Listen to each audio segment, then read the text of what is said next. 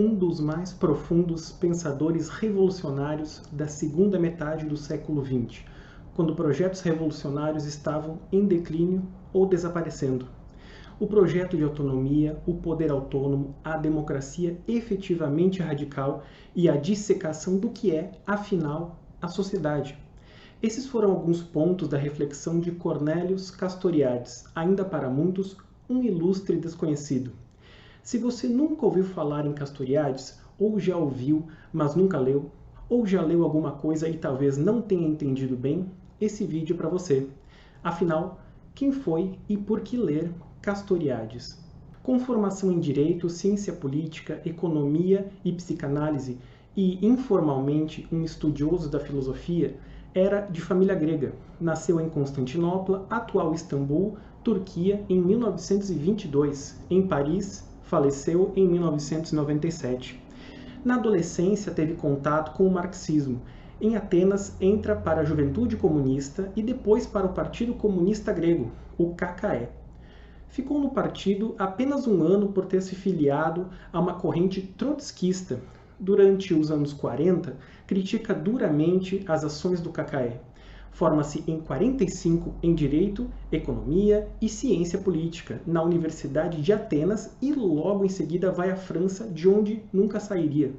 Em 48, com 24 anos, rompe definitivamente com o trotskismo e adere ao socialismo libertário, fundando junto com o amigo Claude Lefort a revista Socialismo ou Barbárie, que durou de 49 a 68 e foi um marco na esquerda francesa.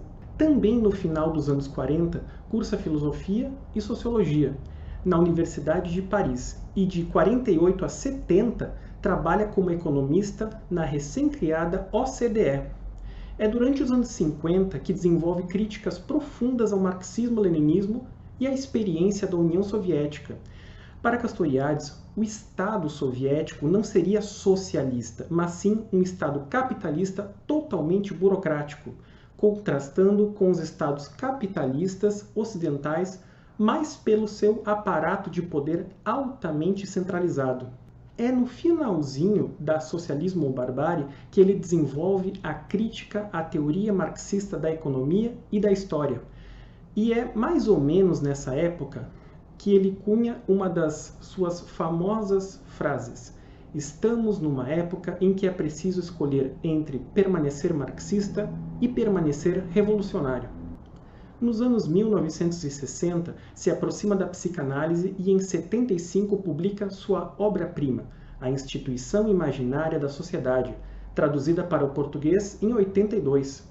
De 1980 até o seu falecimento, trabalha e chega a dirigir a famosa Escola de Altos Estudos em Ciências Sociais de Paris. Em linhas gerais, ele foi um libertário não anarquista. Criticou muito severamente a herança anarquista, aliás, mas certamente renovou profundamente o pensamento libertário. Aqui na descrição você encontra um livro que ajuda a compreender o lugar de Castoriadis na tradição libertária. O centro da contribuição filosófica de Castoriadis, sem dúvida, é o projeto de autonomia. A autonomia aparece enquanto autonomia individual e autonomia coletiva, os dois sendo inseparáveis. Bom, a autonomia individual seria a capacidade de cada indivíduo refletir lucidamente sobre suas ideias e seus atos, estabelecer objetivos e persegui-los, e participar da formulação das leis ou regras da vida coletiva. Nas palavras do próprio, posso dizer que estabeleço eu mesmo a minha lei, uma vez que vivo necessariamente sob a lei da sociedade? Sim, em um caso. Se eu puder dizer reflexiva e lucidamente que esta também é minha lei, para que eu possa dizer isso, não é necessário que a aprove.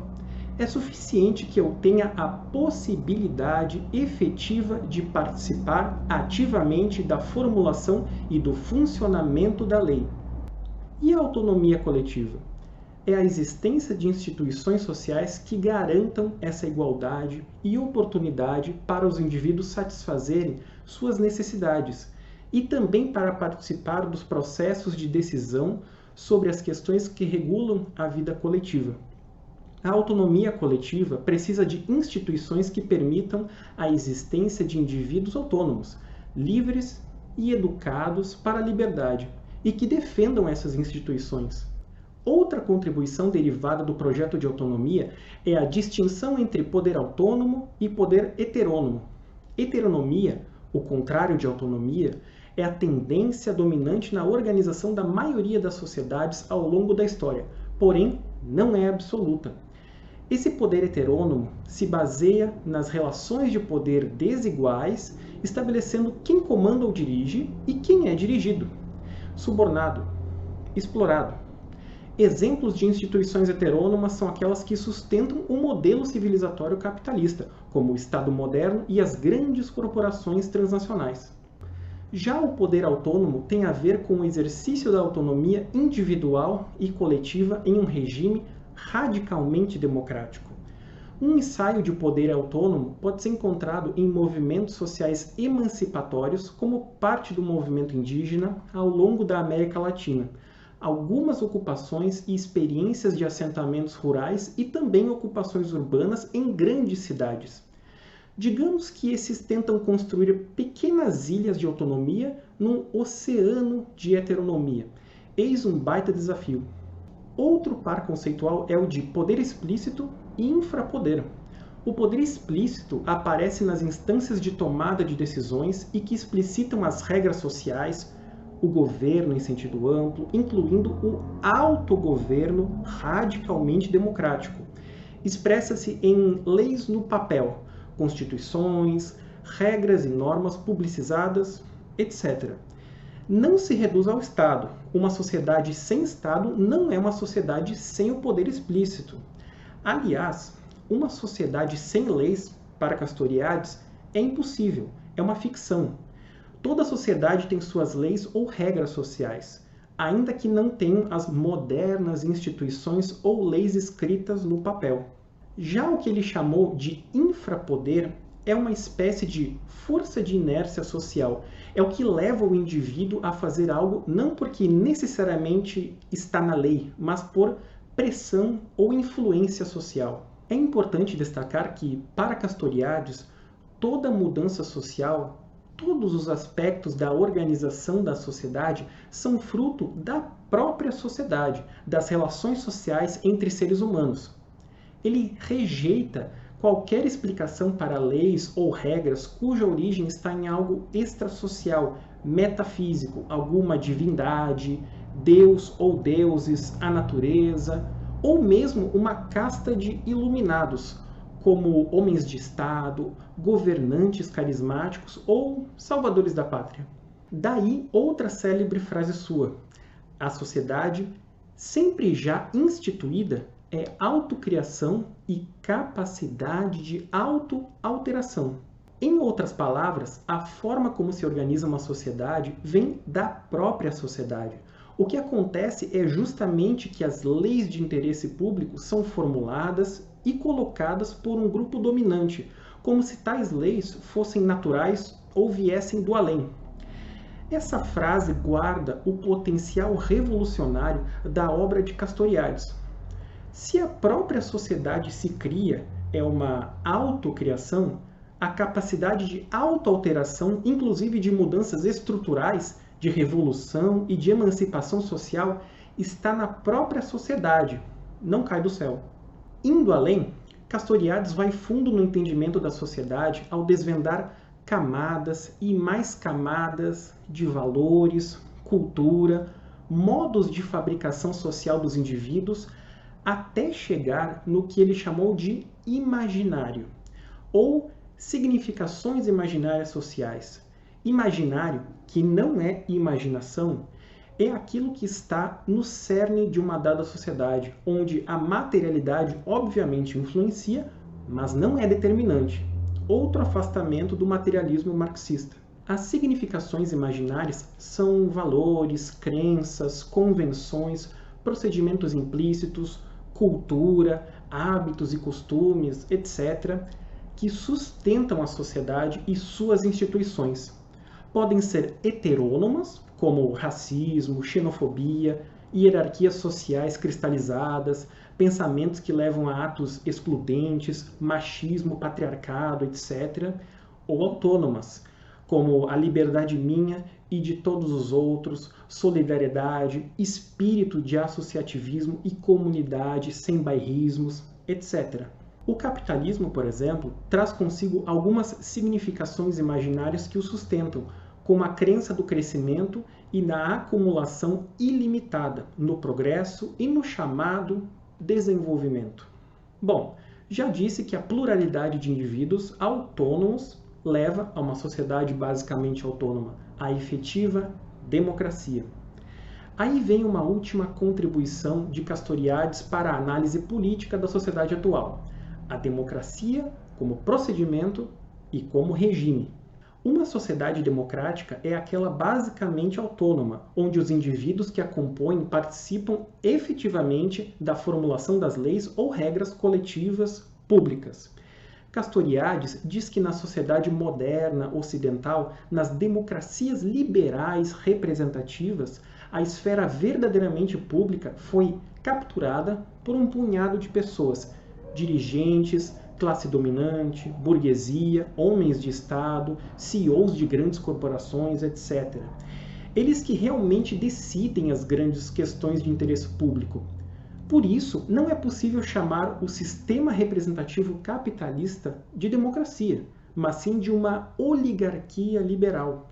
O que temos, na verdade, são alguns procedimentos democráticos, como voto em eleições, eventuais consultas, alguma abertura para certa participação popular, mas não temos efetivamente um regime democrático, o regime da autonomia individual e coletiva.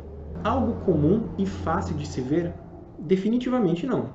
Vivemos em sociedades basicamente heterônomas, onde a regra é a separação entre dirigentes e dirigidos, entre classe dominante e classes trabalhadoras.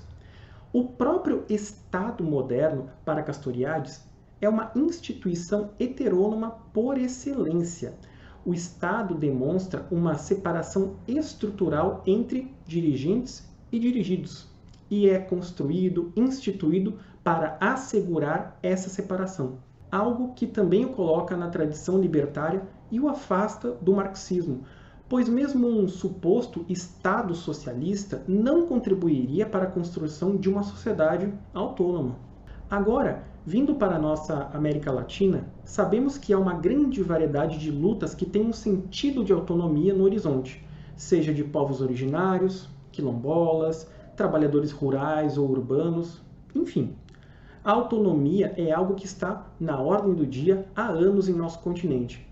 Castoriadis não analisou essas lutas, mas nem por isso suas contribuições precisam ser deixadas de lado. Pelo contrário, nós temos um problema original, de origem, da imposição do Estado moderno no que se chama América, levando a inúmeros conflitos territoriais, ambientais e mesmo epistêmicos, de lógicas e concepções de vida e de espaço bem diferentes. Vários exemplos de embates entre o poder heterônomo dominante e as tentativas de construção do poder popular autônomo na América Latina fazem com que a leitura e a reflexão sobre a obra de Castoriadis nos ajude a compreender essas autonomias e esses autogovernos. Por fim, na geografia, apesar de Castoriadis quase não ter mencionado o espaço, Marcelo Lopes de Souza propôs a espacialização do projeto de autonomia de Castoriadis na Teoria Aberta do Desenvolvimento Socioespacial, onde temos um texto aqui na descrição. Aliás, não deixe de ver a bibliografia sugerida aqui embaixo. Castoriadis foi o mais profundo renovador do pensamento libertário dos últimos anos, um amante da liberdade radical que, apesar de viver em uma época de conformismo generalizado, não deixou de propor um projeto revolucionário.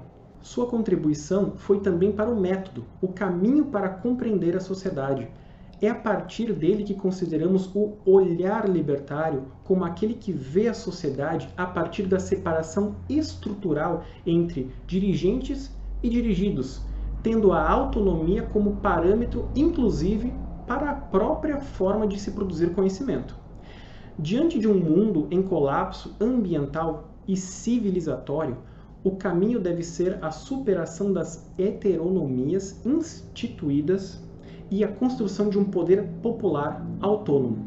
Inscreva-se no canal do NEPES, siga-nos no Instagram, compartilhe nossos vídeos e contribua com a divulgação científica nessa época de negação da ciência, obscurantismo e ataque às universidades públicas.